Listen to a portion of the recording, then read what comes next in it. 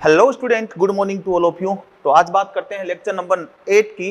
Lecture number 7 में type of resonance, plus R किनका लगेगा, माइनस आर किनका लगेगा, क्रॉस कॉन्जुगेशन क्या होता है, लीनियर कॉन्जुगेशन क्या होता है, स्टेबिलिटी ऑफ रेजोनेटिंग स्ट्रक्चर कैसे चेक करते हैं, ये सब चीजें देखी। अब इसके बाद रेजोनेंस से रिलेटेड दो फैक्टर हैं, उनको मैं समझा रहा हूं, उनको आगे कनेक्ट भी करूंगा, तो देखिएगा आप। सबसे पहले मैं बात कर रहा हूं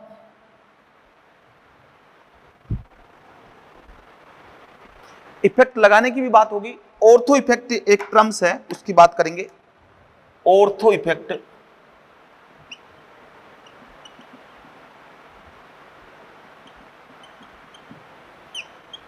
और एक में बात करूंगा सर इफेक्ट।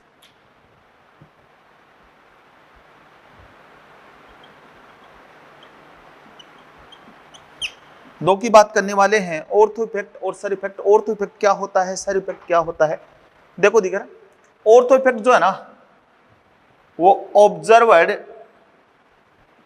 इन, ये कहां ऑब्जर्व होता है, ऑर्थो इफेक्ट कहां ऑब्जर्व होता है, तो ortho substituted benzoic acid, ortho substituted benzoic acid और ऑर्थो सब्स्टिट्यूटेड एनिलीन, सब्स्टिट्यूटेड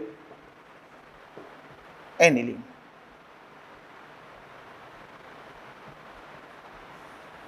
ये दो जगह ऑब्जर्व होता है। ऑर्थो सब्स्टिट्यूटेड बेंजोइक एसिड मतलब बेंजोइक एसिड है और यहां मैंने ऑर्थो पे कोई ग्रुप लगा दिया, तब ऑर्थो इफेक्ट आएगा। ऑर्थो सब्स्टिट्यूटेड एनिलीन मतलब, कहने का मतलब ये है कि ये एनिलीन है, इस पे ऑर्थो पे मैंने कोई ग्रुप लगा दिया, तो उस कंडीशन में क्या होगा, ऑर्थो सब्स्टिट्यूटेड बेंजोइक एसिड, ठीक है, this type benzoic acid, this type benzoic acid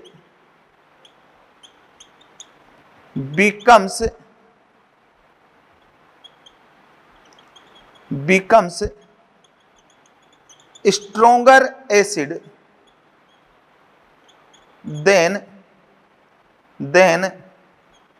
other benzoic acid। मतलब इस टाइप का जो बेंजोइक एसिड है ना, वो ज्यादा एसिडिक हो जाता है comparative to other benzoic acid से, ड्यू टू ऑर्थो इफेक्ट। क्या है ऑर्थो इफेक्ट, इसके बारे में बात करेंगे। NH2 यहां ऑब्जर्व होता है, this type aniline becomes weak basic than other type aniline. ये अदर टाइप के एनिलीन से ये वीक बेसिक हो जाती है और ये स्ट्रॉन्ग एसिड हो जाता है, क्योंकि एसिड है तो एसिडिटी देखेंगे, ये बेस है तो इसकी बेसिसिटी चेक करेंगे, ये ऑर्थो इफेक्ट। और जो सर इफेक्ट है ना, सर इफेक्ट ये है extreme form of ortho effect. अब दूसरा और देखो, एक्चुअली में होता क्या है, ये ऑर्थो इफेक्ट और सर इफेक्ट है ना, ये दोनों ही डिपेंड अपॉन साइज, ये साइज पे डिपेंड करेगा, ठीक है। अब सर इफेक्ट क्या होता है, इसको मैं बाद में उठाऊंगा, इसके लिए बाद में बात करूंगा। मैं पहले इसके लिए बात कर रहा हूं, ऑर्थो सब्स्टिट्यूटेड बेंजोइक एसिड की बात कर रहा हूं, ऑर्थो सब्स्टिट्यूटेड एनिलीन की बात कर रहा हूं। ऐसी एनिलीन वीक एसिडिक हो जाएगी और ऐसा एसिड स्ट्रॉन्ग एसिड हो जाएगा। इसका रीजन क्या है, क्यों ऐसा होता है, इन सब के बारे में यहां बात करने वाले हैं, ठीक है। देखें इधर, ये स्ट्रॉन्ग एसिड क्यों हो जाता है। इस जेड का जो है ना, चलो मैं अलग से लिख देता हूं, उतारें इसको एक बार।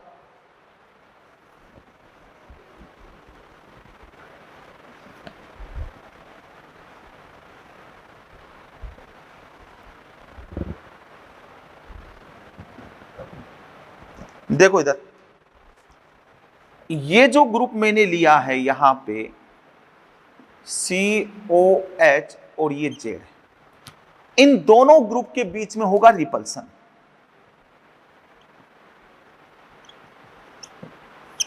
रिपल्सन ठीक है, रिपल्सन होगा ड्यू टू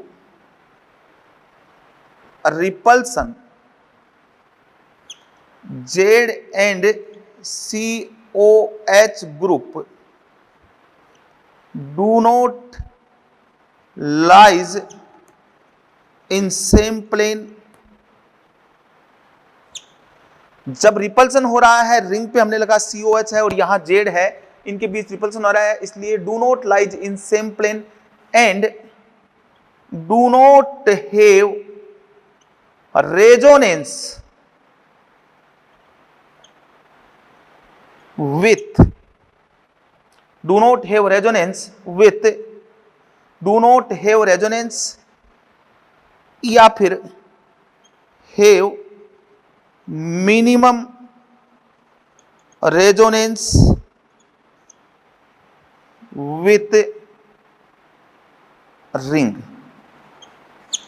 ये मैंने बोला है कि इनके बीच रिपल्सन हो रहा है, रिपल्सन के कारण जेड और COH ग्रुप एक दूसरे से आउट ऑफ द प्लेन हो जाएंगे। ये रिंग है, यहाँ COH लगा हुआ है, यहाँ जेड लगा है, इनके बीच रिपल्सन हो रहा है।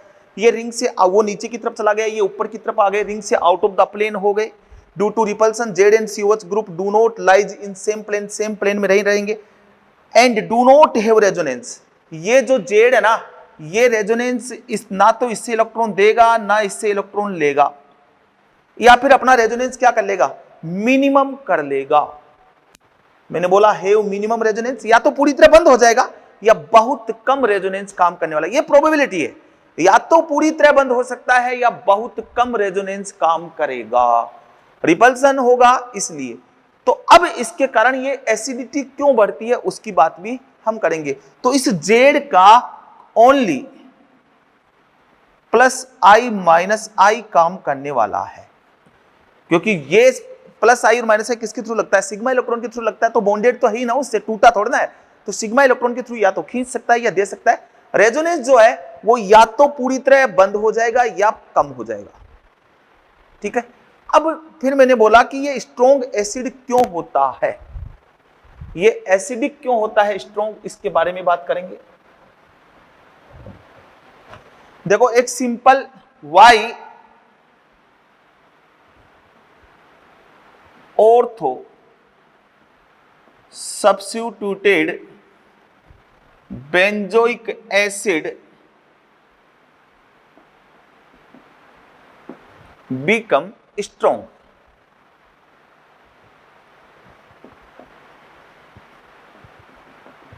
इसका रीजन मैं बता रहा हूं। तो देखो इधर, जैसे मैंने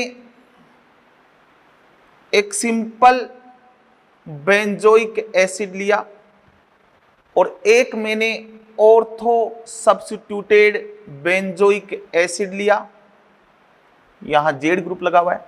अब अगर ये एक्ट एज ए एसिड, ये एसिड की तरह बिहेव करेगा तो यहां से H+ दे देगा, और इसका जो कॉन्जुगेटेड बेस है वो ये वाला बनेगा, क्या, ये कॉन्जुगेटेड बेस। और अगर ये एक्ट एज ए एसिड, ये एसिड की तरह बिहेव करेगा तो ये H+ बाहर आएगा, और इसका कॉन्जुगेटेड एसिड, ये कॉन्जुगेटेड बेस ये वाला बनेगा। आगे बात समझ में। अब ये वाला जो कॉन्जुगेटेड बेस है ना, ये ऐसे भी स्टेबलाइज हो सकता है और ऐसे भी स्टेबलाइज हो सकता है। मतलब अगर केवल इस रीजन में रेजोनेंस हो तो इक्विवेलेंट रेजोनेटिंग स्ट्रक्चर बनाएगा, बट अगर रिंग के लोन पे रिंग के पाई इलेक्ट्रॉन भी डिलोकलाइज होंगे तो अनइक्विवेलेंट रेजोनेटिंग स्ट्रक्चर बनाएगा, ठीक है। तो ये जो है ना, ये conjugated base, this conjugated base stabilised by unequivalent resonating structure, ये अनइक्विवेलेंट रेजोनेटिंग स्ट्रक्चर से स्टेबलाइज हो रहा है। अब मैंने बोला कि इन दोनों के बीच में क्या हुआ, रिपल्सन हुआ। तो रिपल्सन हुआ तो CO- due to repulsion, CO- and Z group do not have resonance with ring, ये रिंग के साथ रेजोनेंस नहीं रखेंगे, इनमें रिपल्सन हुआ तो ये वाला रेजोनेंस क्या हो गया, बंद हो गया। केवल इस रीजन में क्या होगा, ये वाला क्या है, रेजोनेंस रीजन, ये वाला क्या हुआ, केवल रेजोनेंस रीजन हुआ, केवल इसमें रेजोनेंस होगा। And conjugated base stable by equivalent resonating structure, और कॉन्जुगेटेड बेस जो है वो इक्विवेलेंट रेजोनेटिंग स्ट्रक्चर से क्या हो रहा है, स्टेबलाइज हो रहा है। ERS का मतलब है इक्विवेलेंट रेजोनेटिंग स्ट्रक्चर, सीधा सा कंसेप्ट है ना। यहाँ CO ग्रुप है, रिंग के साथ प्लेन में है, तो रिंग का भी रेजोनेंस हो रहा है, उसके खुद में भी रेजोनेंस हो रहा है, तो अनइक्विवेलेंट रेजोनेटिंग बन रहा है। जब रिंग से होगा तो अनइक्विवेलेंट आएगा, नेगेटिव चार्ज कार्बन पे आएगा। मैं बोल रहा हूं यहां केवल रेजोनेंस रीजन जो है ना, वो केवल इसमें रेजोनेंस रीजन हुआ है, इसमें। ये वाला तो मैंने बंद कर ही दिया, ये जेड ना तो इलेक्ट्रॉन देगा ना जेड इलेक्ट्रॉन लेगा, तो इसका conjugated base stable equivalent resonating structure. और हमने बोला था जैसे जैसे कॉन्जुगेटेड बेस की स्टेबिलिटी बढ़ेगी उसकी एसिडिटी बढ़ेगी। तो ये वाला conjugated base, this conjugated base more stable then first, इसके कंपैरिजन में, इसको फर्स्ट बोल देता हूं, इसको सेकंड बोल देता हूं, फर्स्ट के कंपैरिजन में ये वाला ज्यादा स्टेबल है, इसलिए ये ज्यादा एसिडिक होगा। अब ये किस पे डिपेंड करेगा, जैसे जैसे जेड की ग्रुप साइज बढ़ाऊंगा रिपल्सन ज्यादा होगा, रिंग का रेजोनेंस कम होना स्टार्ट हो जाएगा, क्योंकि जैसे जैसे इनकी साइज बढ़ाऊंगा जेड का रिपल्सन ज्यादा होगा, रिंग का रेजोनेंस लगना बंद हो जाएगा, केवल उस रीजन में रेजोनेंस होगा, इक्विवेलेंट रेजोनेटिंग स्ट्रक्चर का परसेंटेज बढ़ेगा। अब मैंने बोला ये या तो कम हो, या तो बंद हो गया, या वो थोड़ा बहुत हो भी रहा होगा। और जैसे जैसे इक्विवेलेंट रेजोनेटिंग स्ट्रक्चर का परसेंटेज बढ़ेगा, कॉन्जुगेटेड बेस की स्टेबिलिटी बढ़ती जाएगी, एसिडिटी बढ़ती जाएगी। ठीक है, अब देखो, अब देखो, इसको समझो।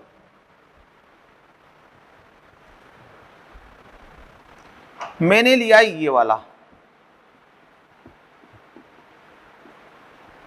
और यहां लिया जेड, ठीक है। अब जेड बराबर में ले लेता हूं, एक बार CH3, एक बार ET, एक बार CH3 और एक बार टर्सरी ब्यूटाइल ग्रुप।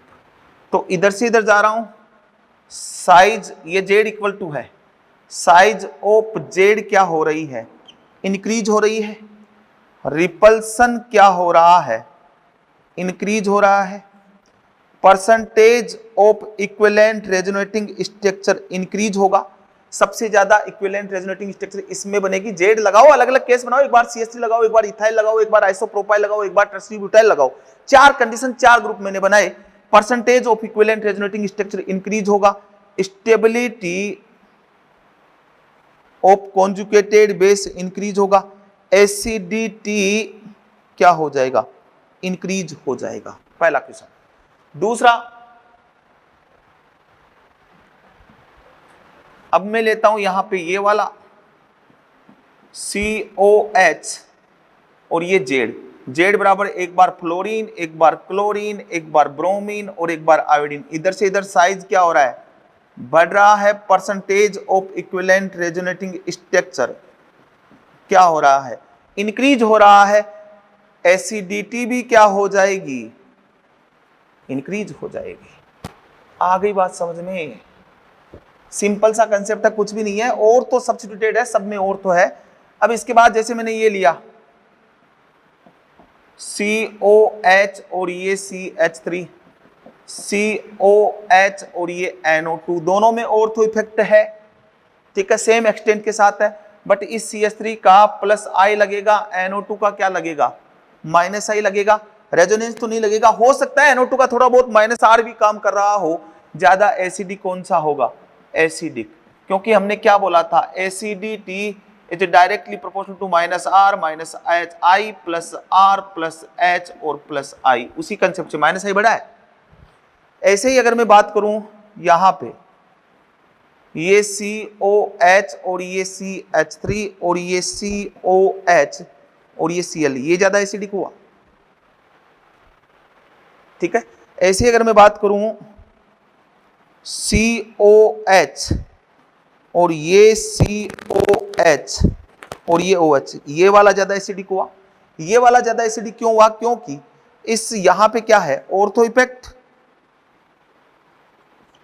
और यहां पे ये क्या है, सिंपल। ऑर्थो इफेक्ट लग गया तो एसिडिटी बढ़ जाएगी। इस प्रकार से कार्बोक्सिलिक एसिड की एसिडिटी हमने चेक की, समझ में आ गया। प्रोबेबिलिटी ऑफ रेजोनेंस है, या तो बंद हो जाएगा या कम हो जाएगा, केवल इंडक्टिव इफेक्ट यहां काम करने वाला है। ठीक है, ऐसे और ले सकता हूं मैं, ये COH, ये CH3, ये COH, ये OH, ज्यादा एसिडिक कौन हो गया? ये वाला, क्योंकि इसका प्लस आई लग रहा है, इसका क्या लग रहा है, माइनस आई लग रहा है। लग जाएंगे आपके क्वेश्चन जितने हैं सब सोल्व हो जाएंगे। ठीक है, नेक्स्ट बात करते हैं। अब एनिलीन क्यों वीक बेसिक हुई?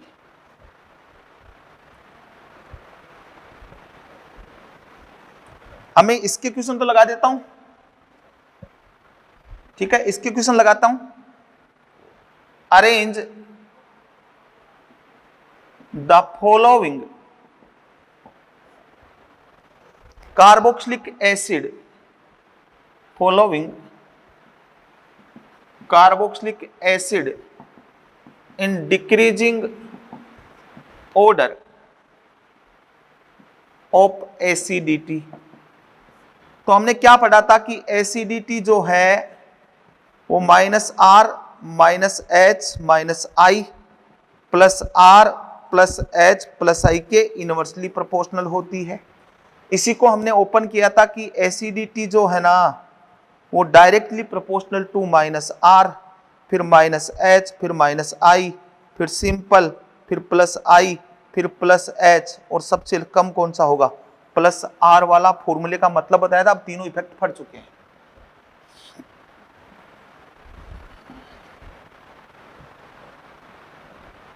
अब इस पे क्वेश्चंस हमें करने हैं, तो सिंपल से क्वेश्चंस देख लें आप। जैसे मैं लूं एक बार ये वाला COH CH3 और सॉरी ऐसे ले लेते हैं, चलो ऐसे लिख लेते हैं, ये CH3 और ये Z लगा देते हैं यहाँ पे, ये Z, ये Z और ये COH। Z बराबर लेता हूं मैं CH3। तो इसमें क्या आया, ऑर्थो इफेक्ट आया क्या,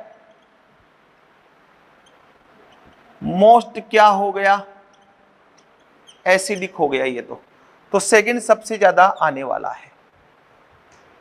अब इसके बाद इस Z का CH3 है तो क्या लगेगा, चलो मैं इस एक क्वेश्चन को समझा देता हूं, लिख के समझा देता हूं, जिसे इफेक्ट लगाना भी आ जाएगा। COH CH3, ये COH, ये CH3 और ये COH, ये CH3। ठीक है, दूसरा मैं लेता हूं COH Cl और ये COH, ये Cl और ये COH, ये Cl। तीसरा लेता हूं मैं COH NO2, फिर COH NO2 और ये COH NO2। तीसरा लेता हूं मैं COH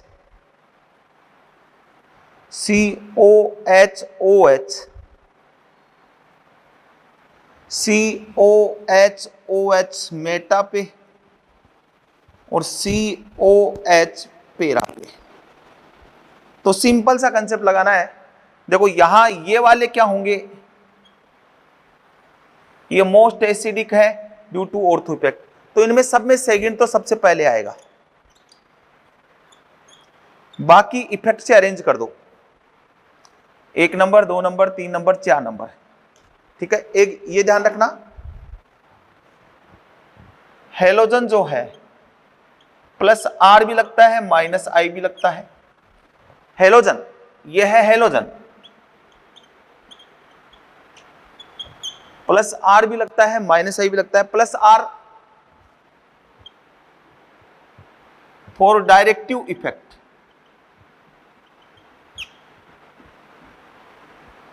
जब डायरेक्टिव इफेक्ट का क्वेश्चन कर रहे हो तब तो प्लस आर लगाना है। तो डायरेक्टिव इफेक्ट होता क्या है वो आगे की बात है, अभी आपके समझ में आएगा नहीं, इसलिए मैं बात नहीं कर रहा। बाकी आप क्वेश्चन कर रहे हो एसिडिटी का,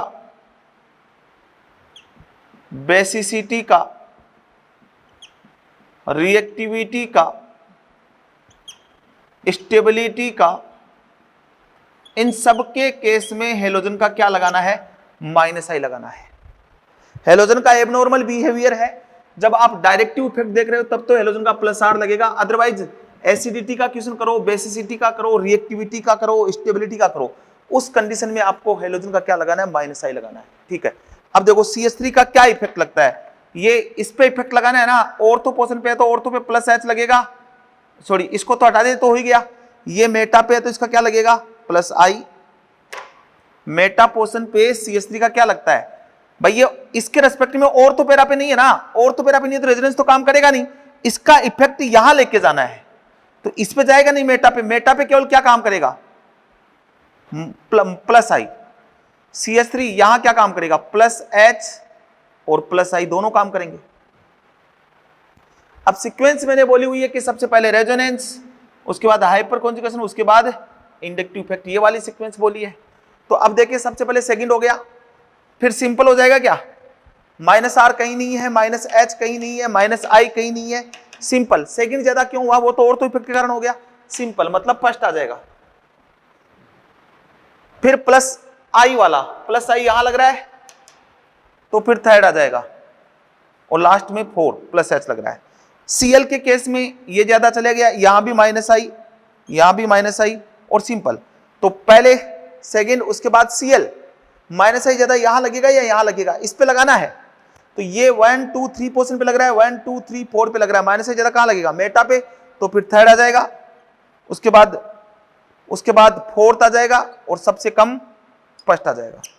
ऐसे में बात करूं इसकी, ये तो ज्यादा हो गया, NO2 का मेटा पे केवल क्या लगेगा, माइनस आई, पेरा पे माइनस आर और माइनस आई, और वो वाला सिंपल। तो फिर माइनस, सबसे पहले माइनस आर वाला, तो माइनस आर यहां लग रहा है,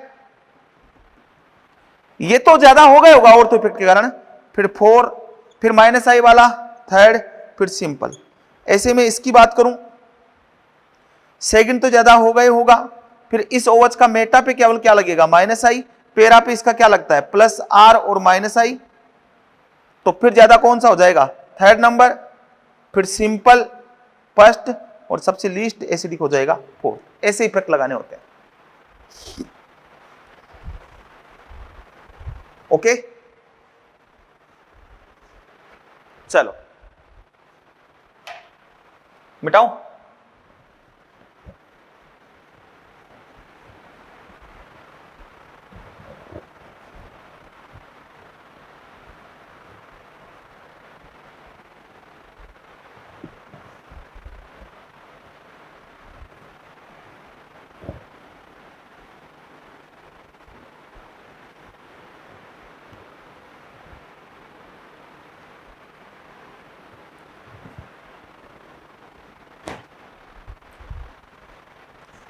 इसके बाद नेक्स्ट बात करता हूं,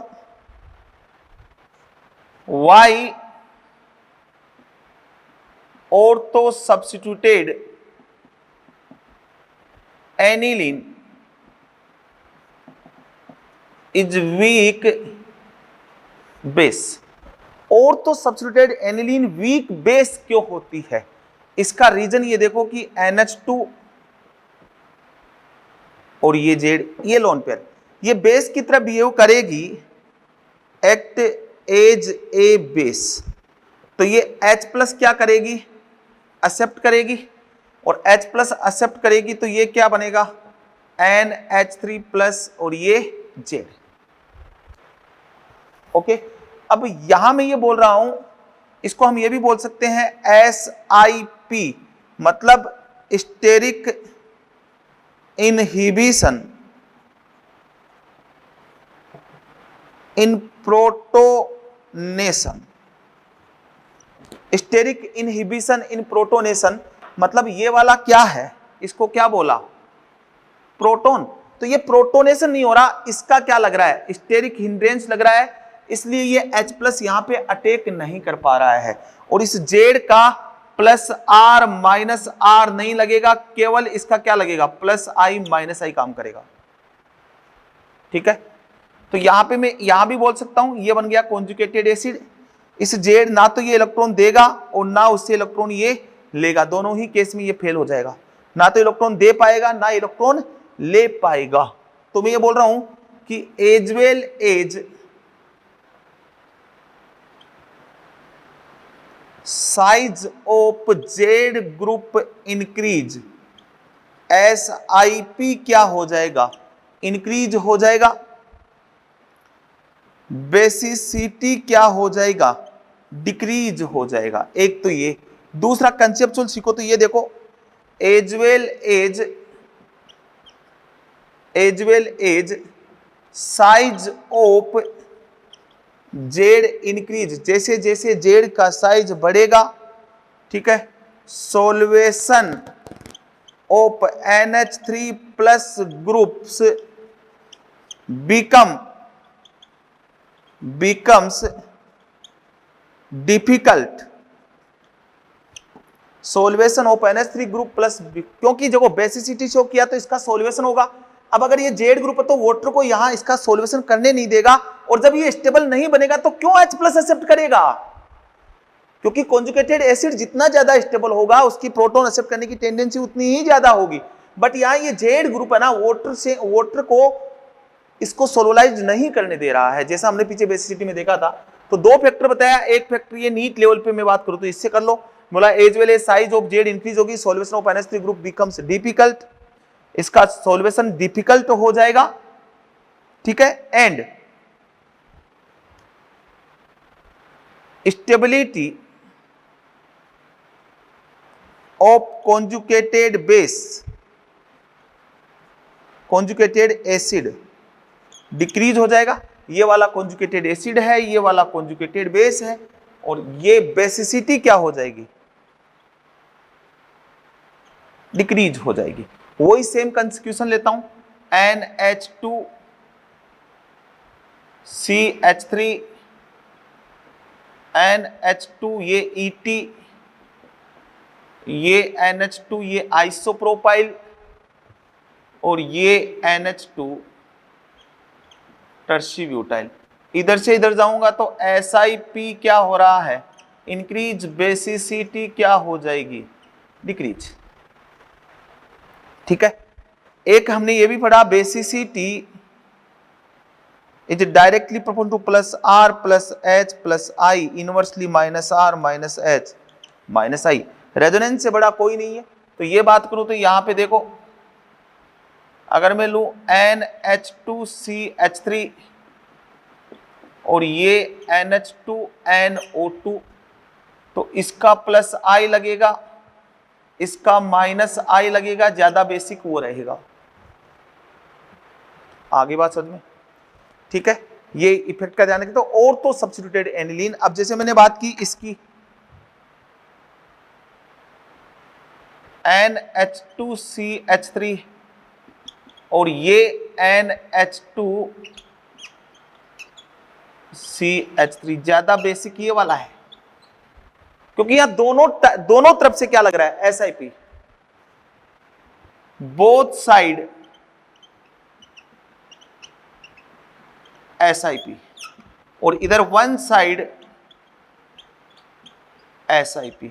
तो इजी वे में प्रोटोन, SiP का मतलब क्या है, स्टेरिक इनहिबिशन प्रोटोनेशन, इधर दोनों साइड प्रोटोनेशन में इनहिबिशन आया है, उधर केवल एक ही साइड आया है। तो इजी वे में प्रोटोन ये वाली नाइट्रोजन एक्सेप्ट करेगी या ये वाली करेगी, तो फर्स्ट वाली करेगी, तो फर्स्ट वाली ज्यादा बेसिक हो जाएगी। समझ में आया ऑर्थो इफेक्ट। अब इस पे कुछ क्वेश्चंस भी देखते हैं, बताऊं, चलो।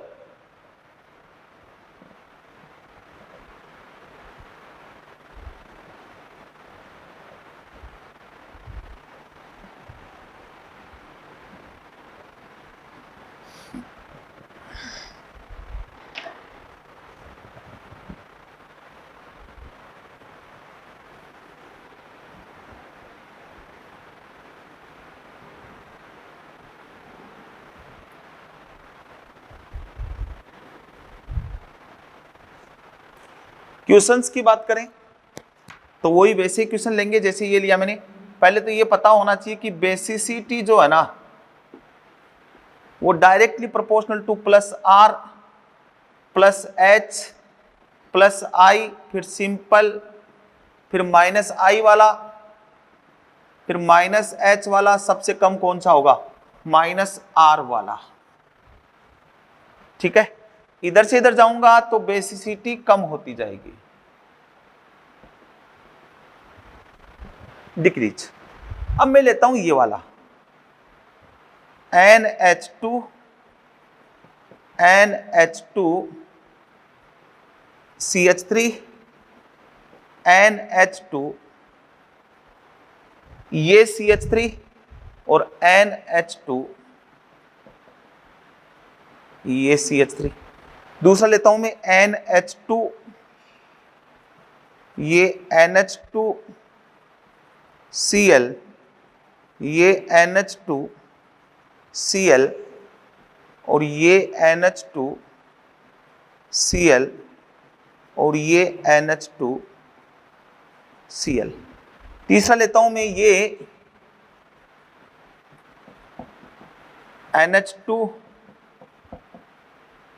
NH2NO2,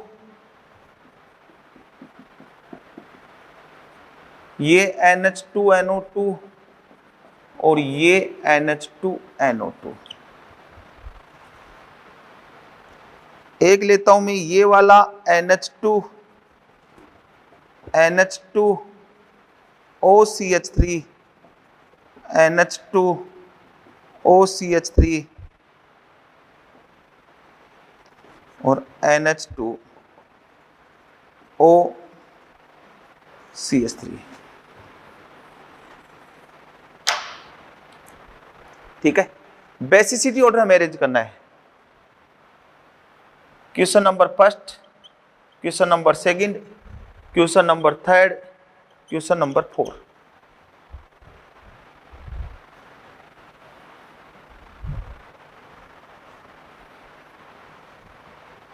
इसकी बात अलग से करेंगे, इसको अलग से स्टार लगा के बताया है। इनकी बात कर लेते हैं। Weakest base, weak base, weak base, weak base due to ortho effect. Carboxylic acid की एसिडिटी ऑर्थो इफेक्ट से बढ़ती है, ऑर्थो सब्स्टिट्यूटेड एनिलीन की बेसिसिटी घटती है। क्लियर, समझ में आया? तो देखो इधर, अब यहां बेसिसिटी लगाना है तो इस CH3 का मेटा पे इसके रेस्पेक्ट में तो क्या लगेगा? प्लस आई। ये इसके रेस्पेक्ट में पेरा पे है तो क्या लगेगा? प्लस एच और प्लस आई। तो सबसे ज्यादा बेसिक कौन होगा? प्लस आर वाला। प्लस आर वाला है नहीं तो कौन होगा? प्लस एच वाला। प्लस एच वाला कौन सा है? 4। फिर सिंपल प्लस आई वाला, ये प्लस आई वाला थर्ड, फिर सिंपल और फिर फर्स्ट और ये सेकंड। सेकंड सबसे पीछे क्यों गया? ऑर्थो इफेक्ट के कारण, वीकेस्ट। ये भी वीकेस्ट और यहां भी ये वीकेस्ट। ये वीकेस्ट क्यों है? इसका रीजन क्या है? ऑर्थो इफेक्ट, जो अभी हम बात कर रहे थे, इसका ऑर्डर ही आ जाएगा। अब इसमें बात करें, Cl के केस में क्या लगाना होता है? माइनस आई,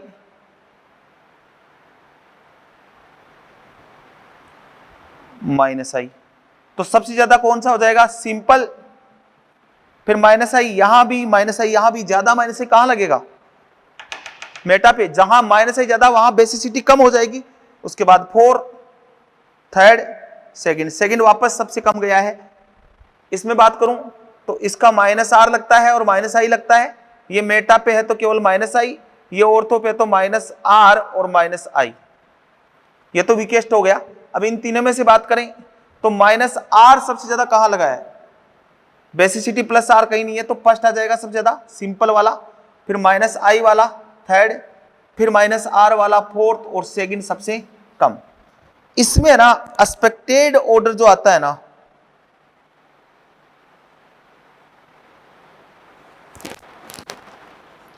एक्सपेक्टेड ऑर्डर आना चाहिए। इसका प्लस आर लग रहा है, माइनस आई, इसका केवल क्या लगेगा? माइनस आई। तो प्लस आर वाला फोर्थ मतलब पेरा वाला, उसके बाद आना चाहिए सिंपल, उसके बाद मेटा और उसके बाद ऑर्थो। ये वाला एक्सपेक्टेड ऑर्डर आना चाहिए, सबसे ज्यादा बेसिक होना चाहिए पैरा वाला प्लस आर वाला, फिर सिंपल वाला। भाई पहला इफेक्ट देखेंगे ना, इसके दो लग रहे हैं प्लस आर माइनस है, तो पहला इफेक्ट देखेंगे ना, पहला इफेक्ट रेजोनेंस है, रेजोनेंस सेम आ जाए तब दूसरे इफेक्ट से हम क्वेश्चन सोल्व करते हैं।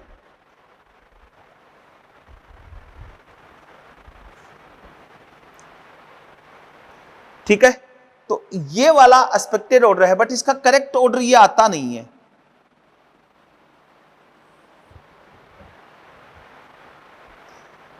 यहां पे ये जो सिंपल वाला है ना, ये कम बेसिक हो जाएगा। आता ये है पैरा वाला सबसे ज्यादा, फिर मेटा वाला, फिर ऑर्थो वाला, और फिर सिंपल वाला। ये वाला ऑर्डर आता है correct order on the basis of के बी वैल्यू। ऑर्थो वाला ज्यादा हो गया यहां पे। प्यार मोहब्बत और याद कैसे करेंगे, इस वाले क्वेश्चन को याद कैसे करेंगे कि करेक्ट ऑर्डर आता क्या है। पैरा वाला सबसे ज्यादा, भाई देखो बेसिसिटी और एसिसिटी बेसिकली डिपेंड ही पीके पीकेबी वैल्यू पे करती है। हम लगा रहे हैं क्वेश्चन लग रहे हैं, कोई बात नहीं, वो तब लग रहे हैं जब जिसी की पीकेबी हमें पता है, उसके अकॉर्डिंग हमने कंसेप्ट अकॉर्डिंग अरेंज कर दिया। तो यहां मैंने बोला है कि इसको आपको याद रखना है, और तो इफेक्ट यहां काम नहीं कर पा रहा है। OCH3 में मैंने क्या बोला था, सोल्वेशन डिफिकल्ट हो जाएगा, OCH3 पोलर ग्रुप है, वाटर को पकड़ेगा, सोल्वेशन तो होगा। तो यहां मैंने बोला है करेक्ट ऑर्डर जो आएगा, करेक्ट ऑर्डर क्या आएगा, वो आएगा PMOS, प्यार मोहब्बत और, समझ गए, एस का मतलब समझ गए, प्यार मोहब्बत और शरारत, प्यार मोहब्बत और शरारत, या प्यार मोहब्बत और एस, जो तुम समझ रहे हो वो भी। ठीक है, तो इससे याद इसको रखना है, ये इंपॉर्टेंट क्वेश्चन है।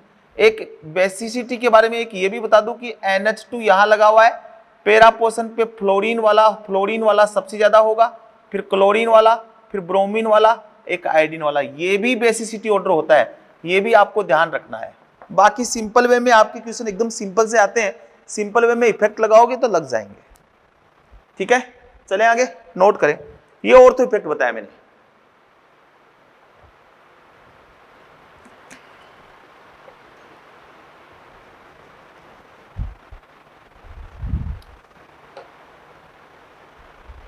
ठीक है, देखो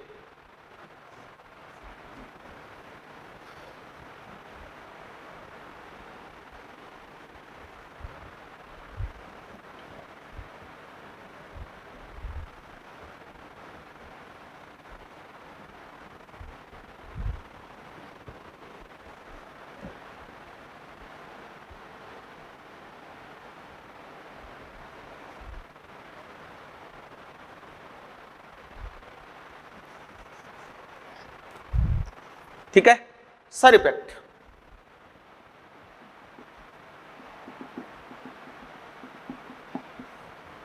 स्टेरिक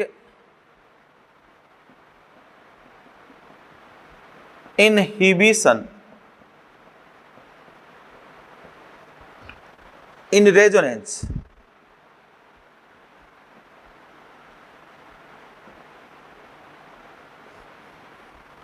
रेजोनेंस में रोक लग जाए, steric inhibition in resonance.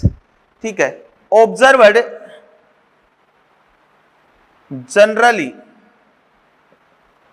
observed in 1, 2, 3 try substituted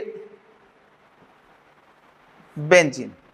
किस में ऑब्जर्व होता है, और ये सर इफेक्ट जो है ना, वो एक्सट्रीम फॉर्म ऑफ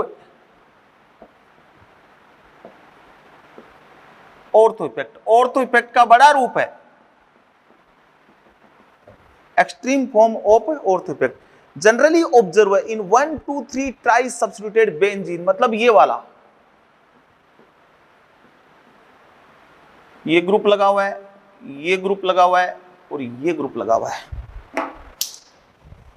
तो मैं क्या बोल रहा हूं कि इस रिंग पे 3 ग्रुप हैं, 1, 2, 3, इन तीनों के बीच, ठीक है, due to repulsion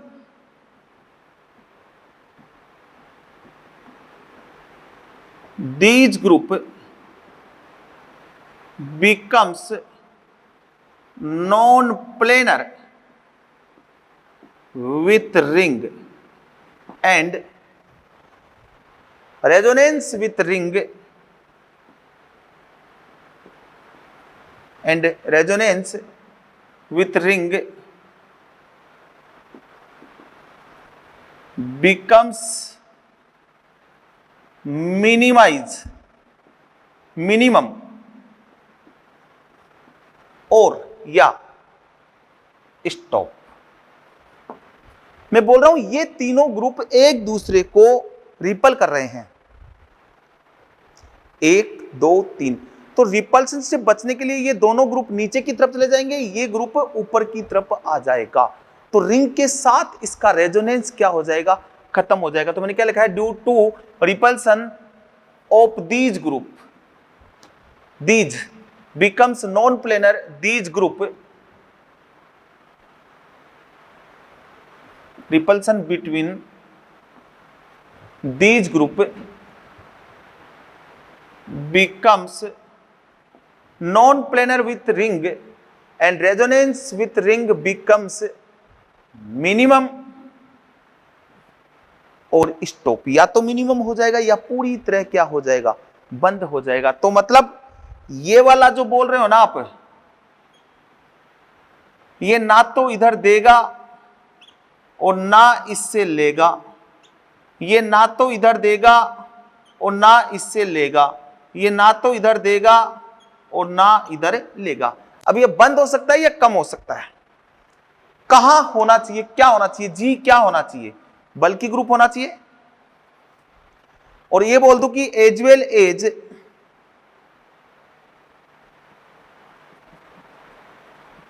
size of Z increase, ठीक है। जैसे यहां as well as bulkiness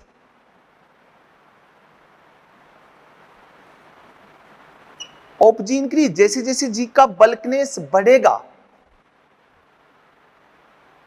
inhibition इन रेजो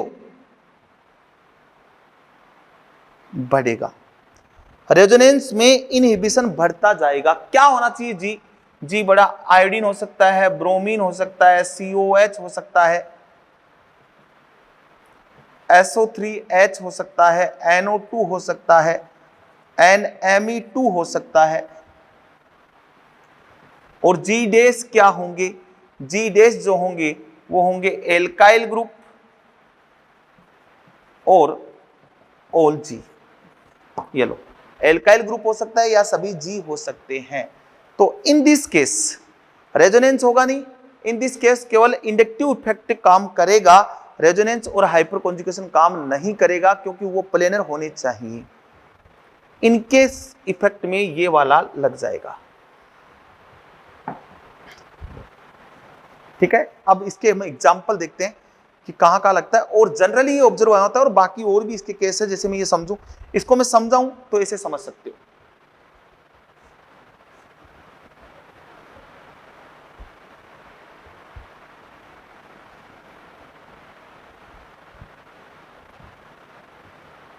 जैसे मैंने ये वाला कंपाउंड लिया,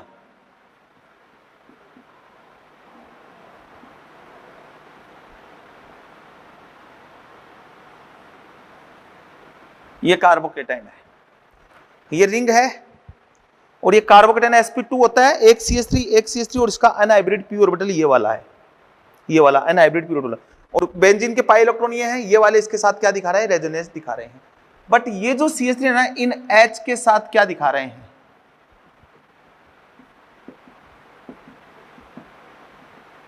रिपल्सन दिखा रहे हैं, ठीक है।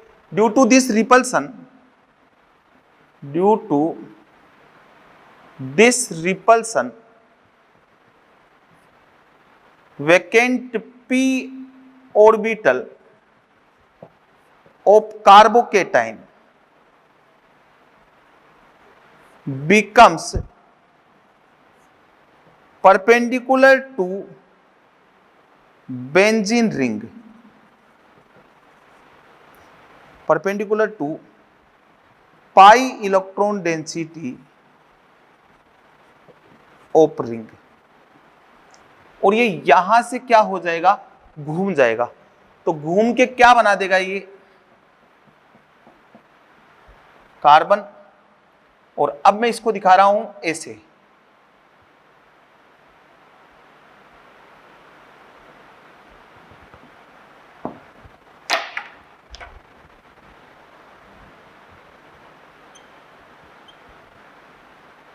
बंद हो गया। अब इसको आप ऐसे समझें,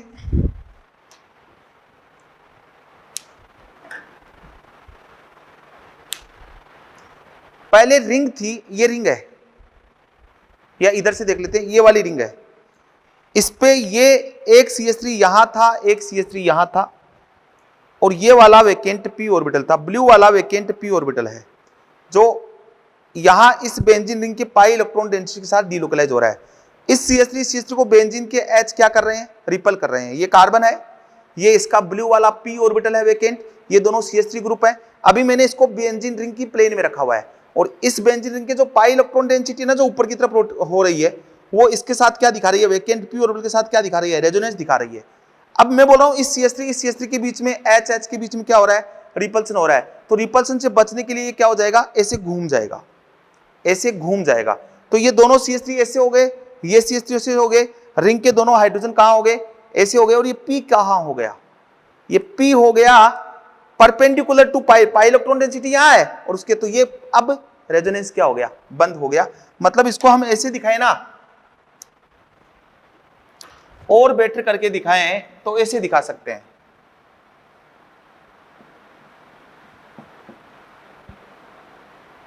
ये अबाउ द प्लेन, ये बिलो द प्लेन, और ये वाला पाई। समझ में आ रही बात भाई, दोनों घूम गए ना, ये वाला पाई हो गया, तो ये वाला रेजोनेंस अब क्या हो गया, बंद हो गया। ठीक है, और बेसिकली डिपेंड अपॉन साइज, ये मैंने बोल दिया जैसे जैसे साइज ग्रुप बढ़ेगी ये ऑर्थो इफेक्ट बढ़ेगा। अब सर इफेक्ट का एप्लीकेशन क्या है, क्योंकि जब तक एप्लीकेशन नहीं पढ़ेंगे मजा नहीं आएगा बात का, इसको समझेंगे इन ग्रुप में ये लगता है। अब जैसे एप्लीकेशन क्या है इसका वो देखते हैं अपन। मिटाऊं,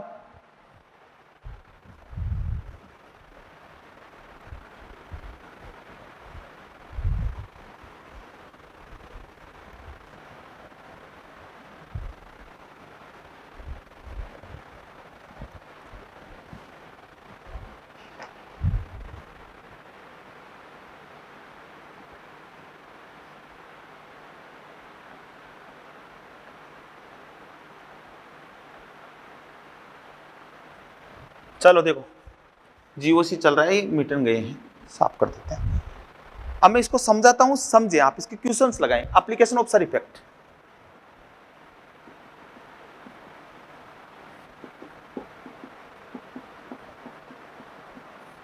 सर इफेक्ट के मैं एप्लीकेशन बता रहा हूं। सबसे पहले देखो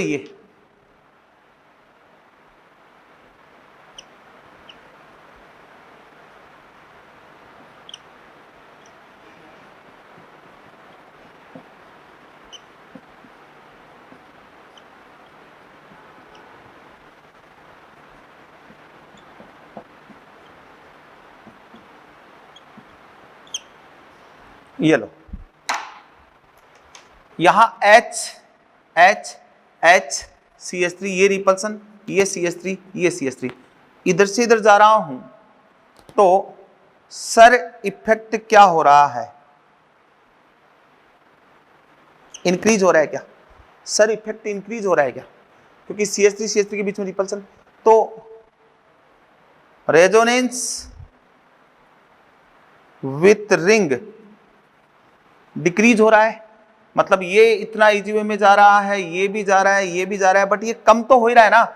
मान लो यहां ये फुल जा रहा है, यहां ये जा रहा है, यहां नाक के बराबर जा रहा है, कम ही हो गया, बंद ही हो गया मान लो एक तरह से।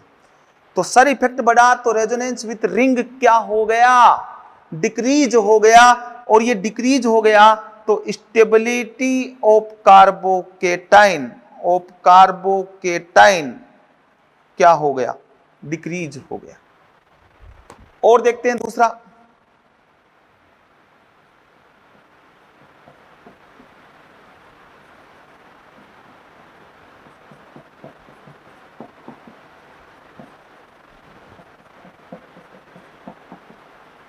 ये सिंपल है, इसमें क्या है ऑर्थो इफेक्ट और इसमें क्या है सर इफेक्ट। बट इसमें सर इफेक्ट दोनों साइड से है क्या? इसमें सर इफेक्ट दोनों साइड से है क्या? ये है मोर रिपल्सन, मोर इक्विवेलेंट रेजोनेटिंग स्ट्रक्चर। ठीक है, एसिडिटी की बात करें तो स्ट्रॉन्गेस्ट एसिडिटी कौन हुआ भाई? इसका एक्सट्रीम रूप है ना, यहां एक तरफ से रिपल्सन हो रहा था, वहां दोनों तरफ से रिपल्सन हो रहा है, तो वहां इक्विवेलेंट रेजोनेटिंग स्ट्रक्चर का परसेंटेज ज्यादा रहेगा, इसलिए इनका एसिडिटी ऑर्डर जो रहेगा फर्स्ट का, सेकंड का और थर्ड का। ऐसे अगर मैं बात करूं ये वाला, ये I, ये NO2 और ये NO2, और दूसरा मैंने लिया ये I। ठीक है, अब देखो इसके लोन पर डिलोकलाइज हो रहे हैं नहीं, क्योंकि यहां क्या आ गया सर इफेक्ट, और इसके लोन पर डिलोकलाइज हो रहे हैं, तो इसको अक्स बोल दूं, इसको वाई बोल दूं। इसमें डिलोकलाइज नहीं हो रहे तो ये सिंगल बॉन्ड करेक्टर रखेगा, हैव सिंगल बॉन्ड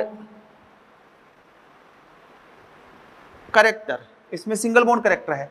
और ये वाला जो है ना हैव डबल बॉन्ड करेक्टर, इसमें डबल बॉन्ड करेक्टर है, तो इसका मतलब बॉन्ड लेंथ की बात करूं ना तो X is greater than Y. और बात कर लेते हैं,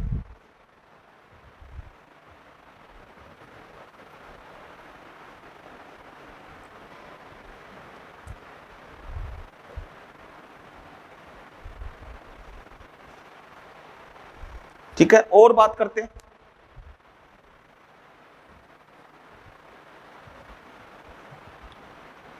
नाउ हम बात करेंगे, जैसे मैंने लिया ये OH NO2, ये OH NO2 NO2 NO2, ये ट्राई सब्स्टिट्यूट हो गया, तो यहां क्या लग गया सर इफेक्ट, इसका भी माइनस आई, इसका भी माइनस आई, इसका भी माइनस आई। सर का मतलब रेजोनेंस में तो इनहिबिशन आ गया, इसका क्या लगेगा -R लगेगा। तो इनकी एसिडिटी की बात करें तो -R वाला ज्यादा एसिडिक होता है। 3 NO2 लगाने से कुछ नहीं हुआ, 3 NO2 लगा दिया, रिपल्सन हो गया, इनका केवल -I लगना स्टार्ट हो गया, ये वाला ज्यादा एसिडिक है। ऐसे अगर मैं बात करूं, और बात कर लेते हैं,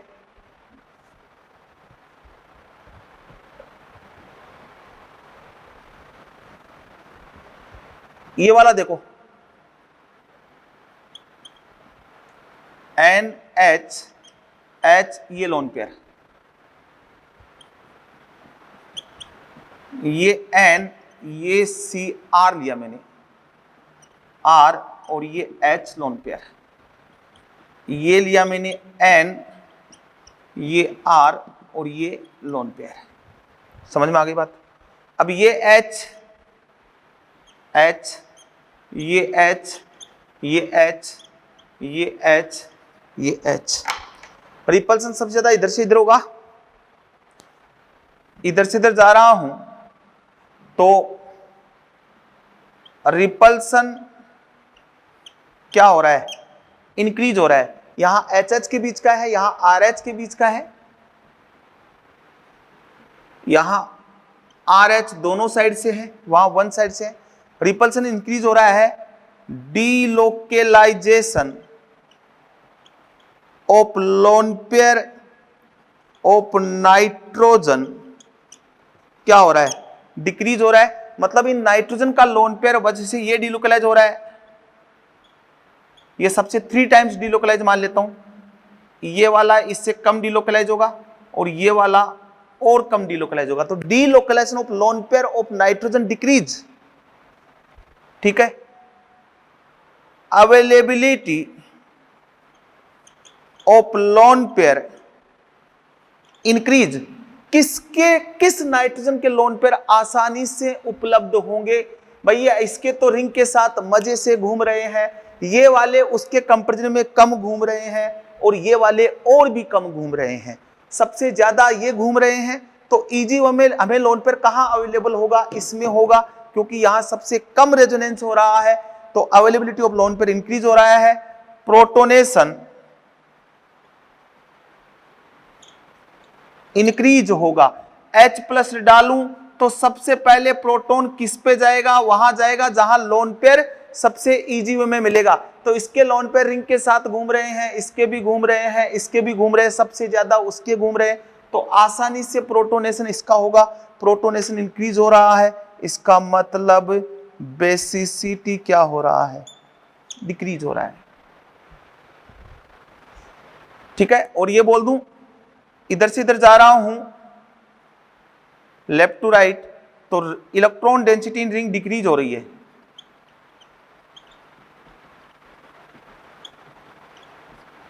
डिक्रीज हो रही है। और एक क्वेश्चन और करवाता हूं, और देखें।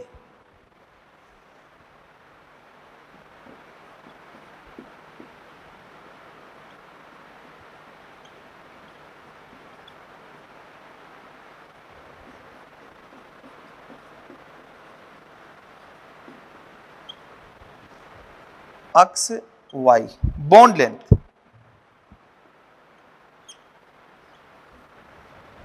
ठीक है, यहां क्या लग गया, ये बंद हो गया सर इफेक्ट, और इसमें थोड़ा बहुत डिलोकलाइज हो रहा है, बंद नहीं किया है, थोड़ा बहुत हो रहा है। यहां carbon nitrogen have single bond character, SBC single bond character, carbon nitrogen have double bond character, DBC। तो सिंगल बॉन्ड करेक्टर जितने ज्यादा होंगे बॉन्ड लेंथ उतनी ही ज्यादा होगी। अक्स इज ग्रेटर देन वाई। ठीक है, ये वाले लोन पेयर हैं वो अनडिलोकलाइज हैं, और ये वाले लोन पेयर हैं उसके कंपैरिजन में ये क्या है, डिलोकलाइज्ड हैं। तो ये वाले अनडिलोकलाइज है तो इजीली क्या हो जाएंगे, अवेलेबल हो जाएंगे, क्या ये इजीली अवेलेबल रहेंगे। तो बेसिसिटी की भी बात करूं ना, तो फर्स्ट की बेसिसिटी सेकंड से क्या है, ज्यादा है। ये है सर इफेक्ट। और बेसिकली जैसे जैसे क्वेश्चन हम लगाएंगे सोलो हो जाएगा, इफेक्ट लगा जाना चाहिए। सर इफेक्ट, और तो इफेक्ट, रेजोनेंस रिगार्डिंग हमने बात की। कल नेक्स्ट लेक्चर में हम बॉन्ड लेंथ, बॉन्ड पैरामीटर्स की बात करेंगे, उसके बाद आगे बढ़ेंगे। Okay, thank you.